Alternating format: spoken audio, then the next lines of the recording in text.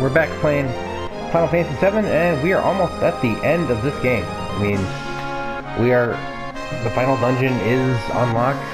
We just have a few simple things to take care of before heading in there, as well as some stuff to take care of, quote-unquote, after heading in there, which I will explain how in a minute. First, we're gonna fight this asshat.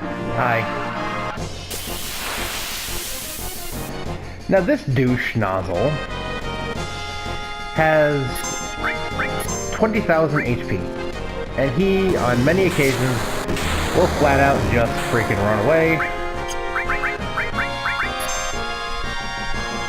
After a couple turns, so what you do is you try to hit him with stuff that is powerful and solid,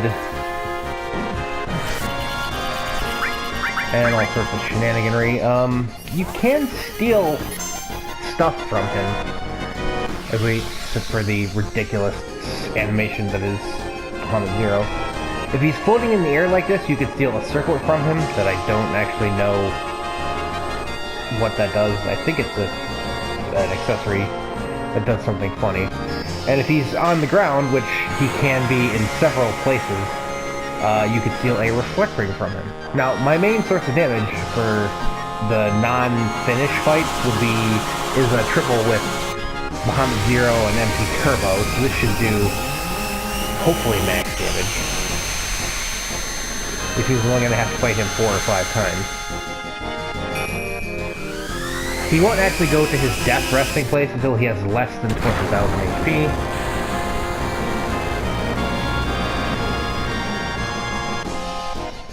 Well, close enough. Unfortunately, I hadn't put any grinding into Bahamut Zero, so that's only done this again. Now, supposedly,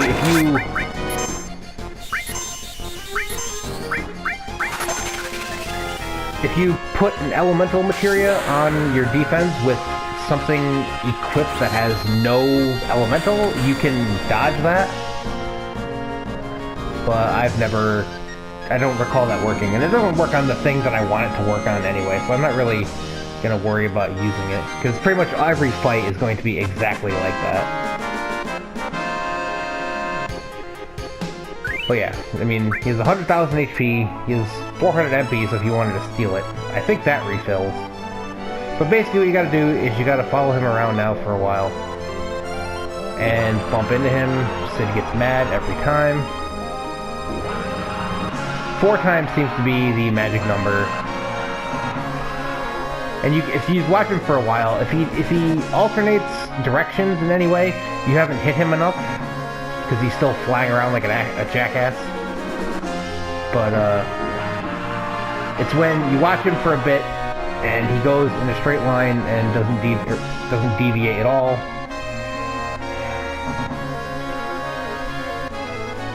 Now the problem with this is that you'd think that he would basically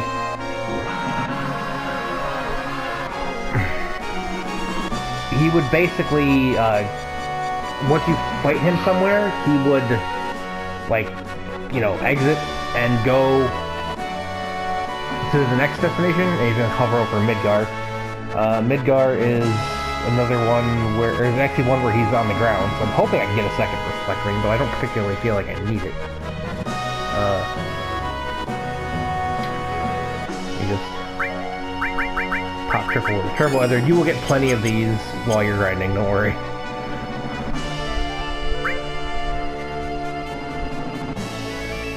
Really? Facing the opposite way?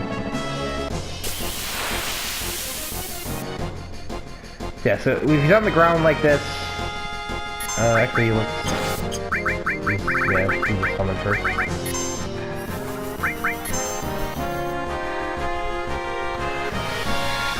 So this is just going to take a long animation. What I'm going to do is, I'm essentially going to beat this game twice for you lovely people. The first time will be finishing up some stuff on this map here, like collecting all the weapons and limit breaks, which I think I'm almost done with. I will not do any chocobo breeding or racing through the first part. because that just gets more materia that I want to try to beat the game without. And then basically we're going to go through the final dungeon, show off all the enemies and stuff, finish out our enemy skills, and then beat Sephiroth. And then what I'm going to do is I'm going to show you the fruits of my grinding by how to breed chocobos to get the super impressive materia. That is awesome. Oh yeah, you can get Quake too. So just get all the super materia that, you know, does very well for the end of the game. Make sure you don't die. Yeah, you got the reflect ring. And he's taken off again.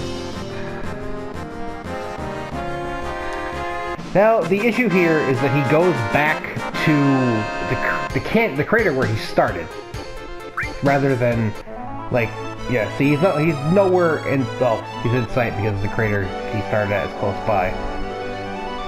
I just need to run into him again.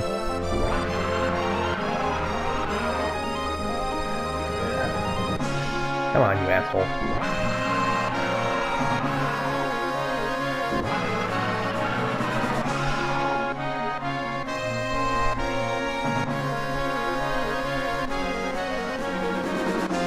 You can't sense him, which would annoy, which sucks, because I totally would first battle, and then I could see what I'm doing and prepare adequately. But at least I know where he's going to die at, so it's not too much of an issue to prep for the final encounter. Are you going? Okay, he appears to be flying straight somewhere. Yeah, once he stops, it's fine. And when he's... The only time you see him post-battle, because he always spawns over that crater again, for whatever freaking reason. He's gonna go sit over Nibelheim, it looks like. Yeah. Drop down. Pop a tent. Let's do a save real quick so I don't have to freaking...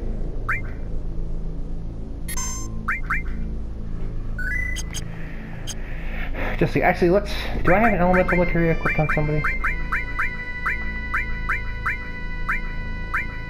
Oh, okay, he does. So let's move this to something that doesn't have an element.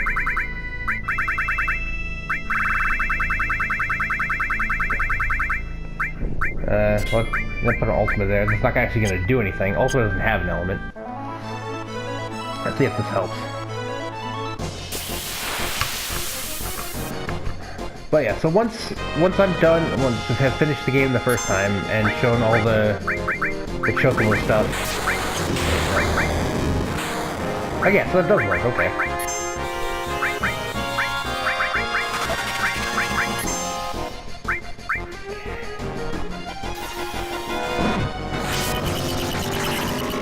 That is a lightning attack, and triple absorb that because he has a bolt armlet on. But yeah, show off the fruits of my grinding, all the master materials, where to get all the good stuff from the chocobos, beat the other two weapons, and then I will beat Sephiroth again. And what most people don't know is that Sephiroth actually gets a sizable stat boost from each character you have that is at level 99. So yeah, it's essentially going to be almost two different fights as far as, you know, attack and damage goes. And I know that someone has been, you know, saying go get knights around, and I will, but I'm not gonna... For things like this, it is entirely unnecessary. Because, I mean, it would end him in, like, 2 hits. And you're gonna see that animation plenty, I assure you. It takes forever for it to finish.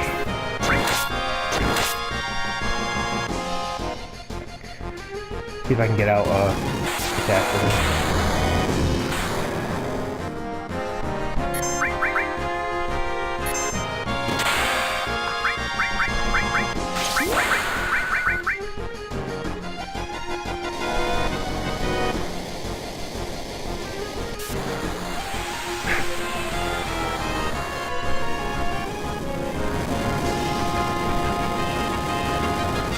Look at all that damage. Oh, yes. Run away, you smarmy son of a bitch. Alright, 10 minutes, we fought him 3 times.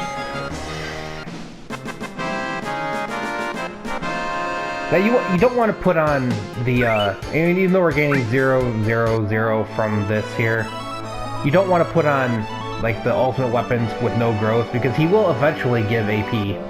Okay, so he's over there. This is his death spot.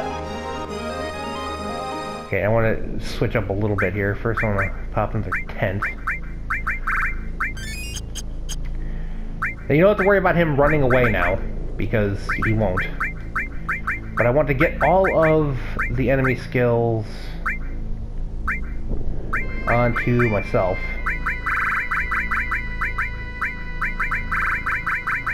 Now, if this screws up and I don't get it, get rid of the cut there. I did it successfully on the grind file, so I'm not worried. But you should save your game here if you want to max out an enemy skill. Now, at most, he has 20,000 HP. So basically, what I'm going to do is just almost attack him exclusively myself. I mean, I'll have the other guys help out a tad. That's about 3,000. That's 6,000. Yeah, okay, so now he has nothing. Like, no... Oh, I took away the enemy still. No, who has the cure? Do you do? No, it's you. No, it was Vincent. Thank you. The problem with primarily using White Wind to cure everybody, I don't have access to it. if all the are only on one character. Oh, there's his death throw. Shadow Flare. This is probably going to kill me. Yep, I died. But he is in fact dead. And despite the fact that I died, I should have learned Shadow Flare for all of the 3 enemy skills, which is why you want them all in one person, because you only cast it once, you can't force them to cast it again. So, now all 3 enemy skills know Shadow Flare. And he died, leaving a giant crater. Now you figure, oh man, that kind of sucks, but what that did is it cut out the little cliff thing that was here, so we actually now have a ramp to get up to this area. And that area kind of sucks. That is another thing that I will do before going into the final dungeon, is that area. Get our tank going.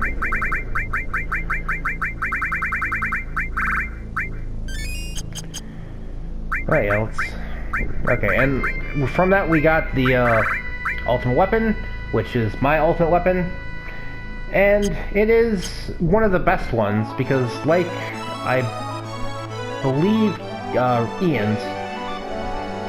Where is it? Oh, okay. Like Ian's, it is the extra damage is based on how full my HP is. And that's great. Where the hell is... Where's Gene? There. I recommend saving, if we're gonna go a little bit, or we're gonna go pick up Uto's ultimate weapon, and I want to make sure that I don't end up dead trying to do that.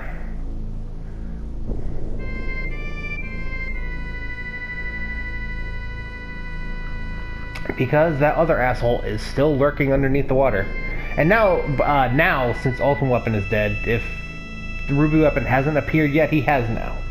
And you'll know it by a little red flailing thing sticking out of the desert around the gold saucer.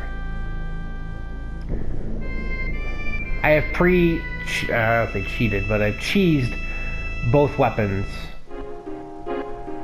And I don't feel bad about it. Because they suck otherwise. But yeah, obviously it's not going to be the best and earliest strategy to beat the weapons, but I'm going to show you how I did it. And it's pretty much how I did it way back when, so I'm, you know...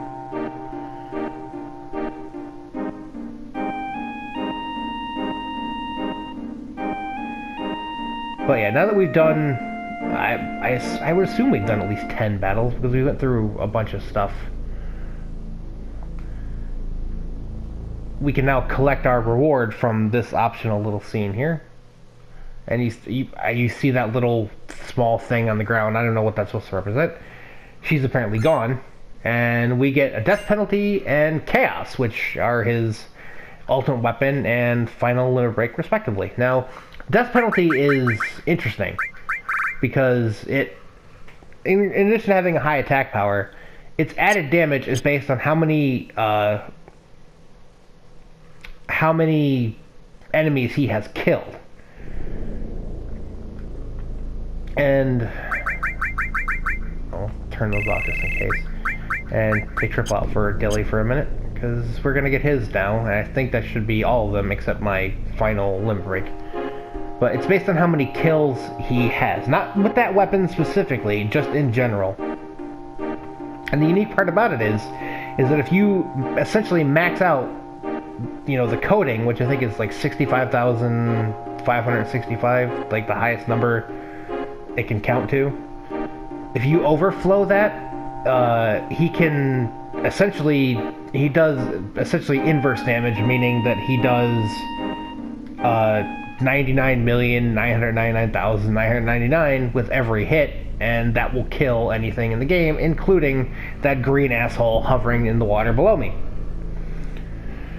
I'm not going to bother with that, even though I said I was thinking about it, because that would just take way too long, even with, you know, going to the Mithril Mines and having Slash All, and there's videos of it on YouTube of people who have way too much free time on their hands. So I'm just not, that's one thing I'm not going to do. But aside from, unless you want to go do some Galnica source farming or beating Emerald Weapon, we're pretty much done with the ocean part of the game. The submarine is not very useful in the grand scheme of things. See if we can... Where is he? Where the hell is he? How's he not there?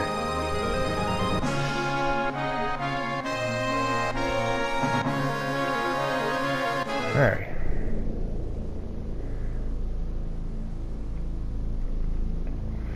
Let's head for Cosmo Canyon, which is going to be a good place to end off because... Aww. Yeah, let's hurry up and see him. You don't get that dialogue unless Dilly is in your party.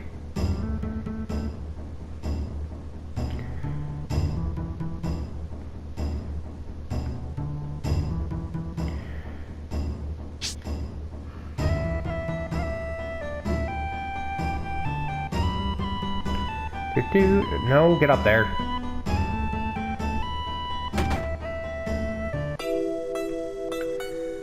Grandfather! Hey. Let him have his moment, alright?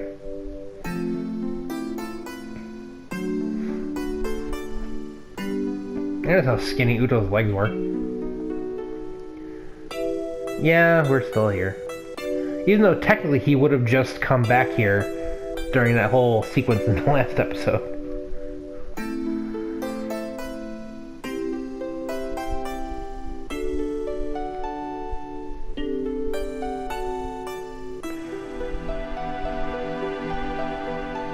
The warble of the newborn chocobos.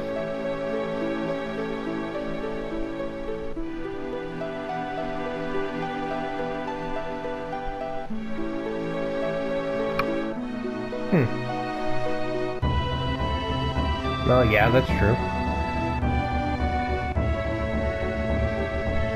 Do you have any children? I mean, obviously, you know, the dog before him is not his actual child or his grandchild in any way.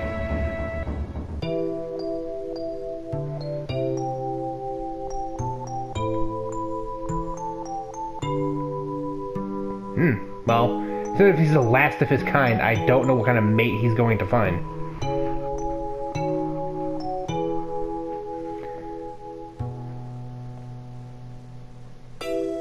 And he's been holding on to this for the entire game.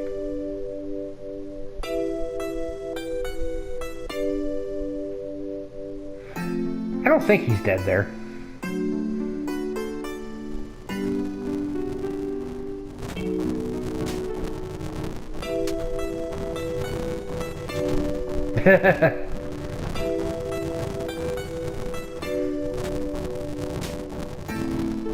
Oh, so he wants to travel.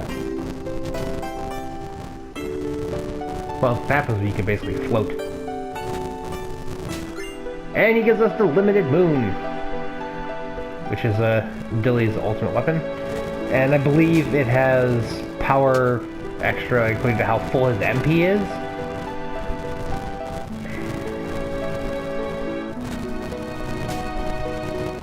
There's a list somewhere that I will probably look into later when I do some explanations of stuff and to tell who has what there. I know, like, the Venus Gospel, Sid's Lance is MP. I'm pretty sure Dilly's Comb is MP.